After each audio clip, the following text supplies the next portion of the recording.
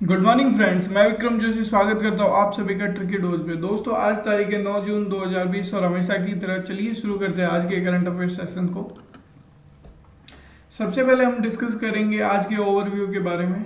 तो हम बात करेंगे एनवायरमेंट परफॉर्मेंस इंडेक्स आई है उसके बारे में, और उसके बाद में नाबार्ड ने एक्सटेंड किया है 270 करोड़ रुपए का असम ग्रामीण विकास बैंक के लिए, उसके बारे में बात करेंगे। और G20 समिट में $21 21 बिलियन देने का वादा किया है कोविड-19 पेंडेमिक से लड़ने के लिए, उसके बारे में बात करेंगे। और हमारे इंडिया के पहले इंसान बन गए जावेद अख्तर जी, जिनको रिचर्ड डॉकिंस अवार्ड से नवाजा जाएगा, उसके बारे में बात करेंगे।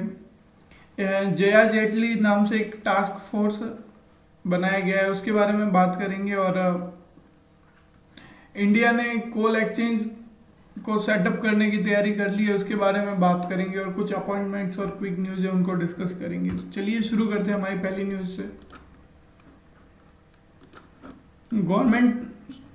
एनवायरमेंट परफॉर्मेंस इंडेक्स आ चुकी है दोस्तों, और एनवायरमेंट परफॉर्मेंस इंडेक्स में इंडिया की रेटिंग सबसे ज़्यादा लो है, बहुत ही पुअर कंट्रीज़ के साथ में लाई कर रही है। 168th रैंक है, और स्कोर की बात करें तो 27.6 आउट ऑफ 100 है। और अगर हम बात करें पिछली रेटिंग्स की, तो 2018 में इंडिया की रैंक थी 177 और स्कोर था 30.57। रैंक जरूर सुधरी है, लेकिन स्कोर बहुत ज़्यादा बिगड़ गया है। अगर हम वर्ल्ड के बेस्ट परफॉर्मिंग कंट्री की बात करें तो डेनमार्क फर्स्ट रैंक पे है, और यूके फोर्थ रैंक पे, ऑस्ट्रेलिया 13th, यूएस 24, रशिया 58, सऊदी अरब 90, चाइना 120 और इंडिया 168वीं रैंक पे। आगे बढ़ते जानते हैं इनके बारे में। और दोस्तों देखिए, इसमें दिखाया गया है कि जो डार्क ग्रीन जोन है वो 80 से ऊपर मार्क अचीव किए हैं। जैसे कि ये देखिए, यूरोप में कुछ कंट्रीज है जैसे डेनमार्क और यूके, और ये सब यूरोपियन कंट्रीज सबसे ज़्यादा एनवायरनमेंट के लिए अवेयर रहती है। और उसके बाद में हम बात करें तो ये देखिए, इंडिया की हालत बहुत पुअर है, सबसे ज़्यादा कम रेटिंग के साथ में लोएस्ट जो कंट्रीज है उनके साथ में लाई कर रहा है। जानते हैं आगे। अगर हम साउथ एशियन कंट्रीज की बात करें तो भी इंडिया की रैंकिंग बहुत ही खराब है।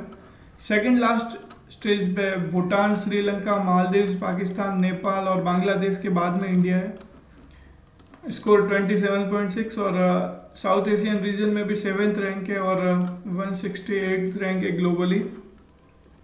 येले यूनिवर्सिटी के द्वारा ये रैंकिंग दी जाती है, और 32 पैरामीटर्स पर ये रैंकिंग दी जाती है, जैसे कि health, air quality, sanitary drinking, heavy metals, waste management, ecosystem vitality, biodiversity, fisheries, climate change, pollution, emission, agriculture, water resource, इन सब के अनुसार रेटिंग दी जाती है। और आप देखिए, सब में ही रेटिंग खराब है। 172, 179, 139, 174, 150, 148, 145।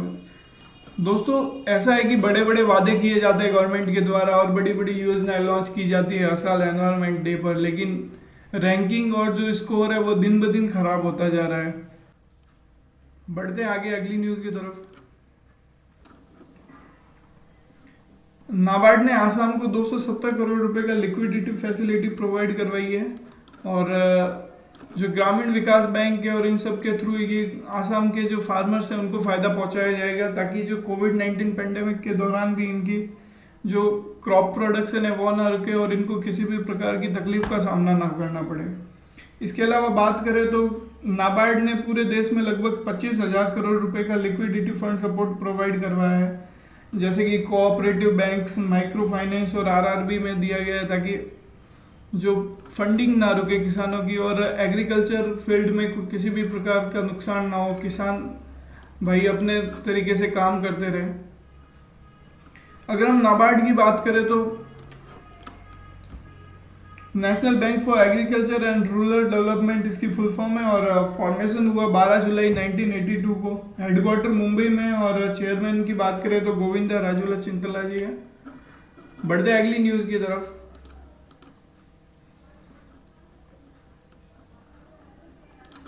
G20 देशों ने दोस्तों मिलकर कोविड-19 से लड़ने के लिए 21 बिलियन US$ देने का वादा किया है। और इन्होंने जो ग्लोबल बैंक है जैसे कि वर्ल्ड बैंक और इंटरनेशनल मॉनेटरी फंड है, इनको भी अर्ज किया है कि आप जो पुअर कंट्री और जिनको सपोर्ट की जरूरत है उन्हें हर तरह की मदद दी जाए ताकि वो अपनी लड़ाई लड़ सके कोविड-19 से और अपने देश की इकोनॉमी को भी अप कर सके। अगर हम G20 कंट्रीज की बात करें तो 19 देशों और एक यूरोपियन यूनियन का मिलकर समूह बनाया गया है और इसका फॉर्मेशन 26 सितंबर 1999 को हुआ। और चेयरमैन की बात करें तो किंग सलमान जो कि सऊदी अरब के किंग है, वो इनके चेयरमैन है 2020 के लिए। देखिए दोस्तों, G20 के मेंबर है ये सब, जो ब्लू में दिखाया गया ये कंट्री G20 के मेंबर है, इंडिया भी है। और जो पिंक वाले दिखाए गए ये ऑब्जर्वेटरी मेंबर हैं और जो लाइट ब्लू कलर से दिखाए गए हैं ये सब यूरोपियन यूनियन के मेंबर है और इनके थ्रू जुड़े हुए हैं। चलिए बढ़ते हैं अगली न्यूज की तरफ। जावेद अख्तर पहले इंडियन बन गए जिनको कि प्रेस्टिजियस रिचर्ड डॉकिन अवार्ड से नवाजा जाएगा। अगर हम बात करें तो ये अवार्ड उनके जो ह्यूमन प्रोग्रेस और जो तर्कसंगत विचार है और मानवतावादी विचार है उनके रहते इनको मिला है। और ये अवार्ड उन्हीं को दिया जाता है जो कि धर्मनिरपेक्ष और तर्कसंगत विचार रखते हैं और साइंटिफिक ट्रूथ को बनाए रखते हैं। ये इस अवार्ड की शुरुआत की बात करें तो 2003 से ये अवार्ड की शुरुआत हुई। और रिचर्ड डॉकिंस एक ब्रिटिश साइंटिस्ट थे जो कि ऑक्सफोर्ड यूनिवर्सिटी में प्रोफेसर थे और इनकी एक बुक है जीन द सेल्फिश नाम से प्रसिद्ध है। बढ़ते अगली न्यूज की तरफ।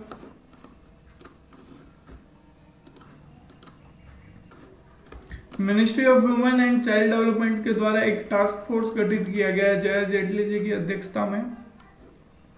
इस टास्क फोर्स का कार्य रहेगा कि जो इश्यूज है जैसे कि इन्फेंट मोर्टेलिटी रेट और जो maternal mortality rate, total fertility rate, sex ratio at birth, child sex ratio और जो विमेन प्रेगनेंसी और जो विमेन और चाइल्ड के हेल्थ से और न्यूट्रिशन से जुड़ी सारी चीज़ों पे रिसर्च करेगा और बताएगा अगर इनसे जुड़े कुछ लॉ में अमेंडमेंट करना है तो उनके बारे में भी जानकारी देगा तथा और रिव्यू करेगा। जो कोरिलेशन है, एक रिलेशन होता है कि अगर शादी की सही उम्र और जो माँ बनने की सही उम्र होती है उनके बीच में क्या रिलेशन है उसके बारे में भी जानकारी देगा।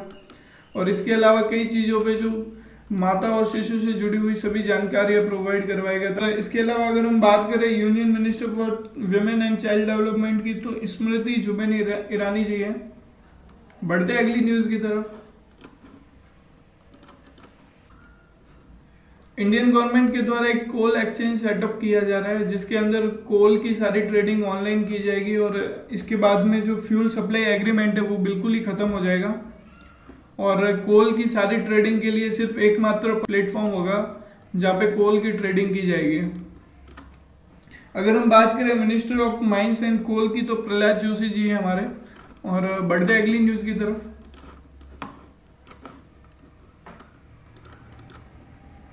कुछ अपॉइंटमेंट्स हैं उनके बारे में बात करेंगे।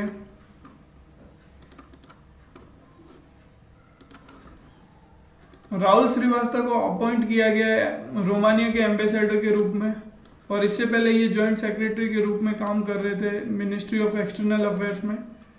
बढ़ते अगली न्यूज की तरफ। मोनिका मोहता जी को नेक्स्ट एम्बेसडर बनाया गया स्विट्जरलैंड का। इससे पहले ये स्वीडन के एम्बेसडर के रूप में काम कर रही थी और ये आईएएस ऑफिसर है, आईएफएस ऑफिसर है 1985 बैच की। और मोनिका कपिल मेहता जो है ये सीबी जॉर्ज जी को रिप्लेस करेगी जो कि अभी फिलहाल स्विट्जरलैंड के एम्बेसडर है। और सीबी जॉर्ज जी का नेक्स्ट अपॉइंटमेंट है कुवैत के एम्बेसडर के रूप में कार्य करेंगे। बढ़ते अगली न्यूज की तरफ। कुछ क्विक न्यूज है उनको डिस्कस करेंगे। इसरो और Aryabhatta research institute of observational science ने मिलकर एक एमओयू साइन किया है एसएसए और एस्ट्रोफिजिक्स में काम करने के लिए।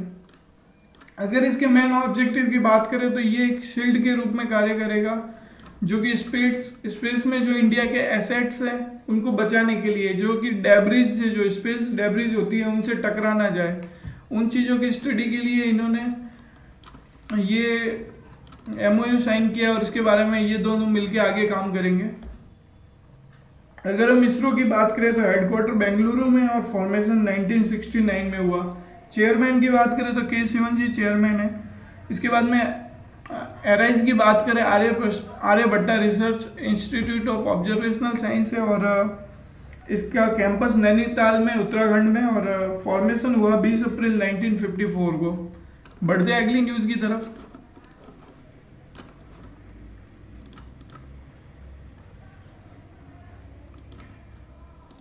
गारीसेन को उत्तराखंड की समर कैपिटल डिक्लेयर कर दिया गया ऑफिशियली, और ये अनाउंसमेंट 8 जून 2020 को यानी कि कल किया गया।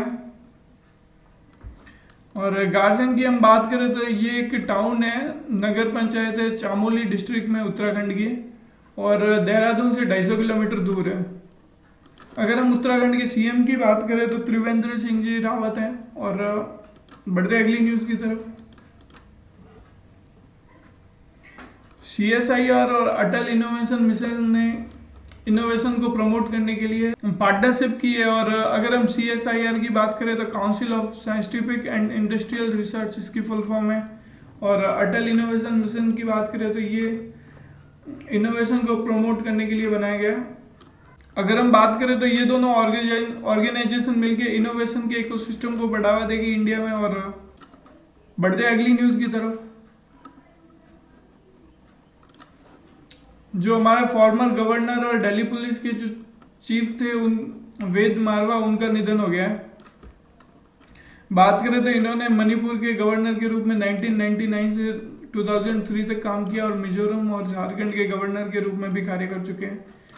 दिल्ली पुलिस कमिश्नर के रूप में भी ये काम कर चुके हैं। और इन्होंने एक बुक लिखी थी, uncivil war, pathology of terrorism in India. बढ़ते अगली न्यूज़ की तरफ। दोस्तों ये बुक बहुत इंपॉर्टेंट है, इसका नाम याद कर लीजिएगा। बढ़ते अगली न्यूज़ की तरफ।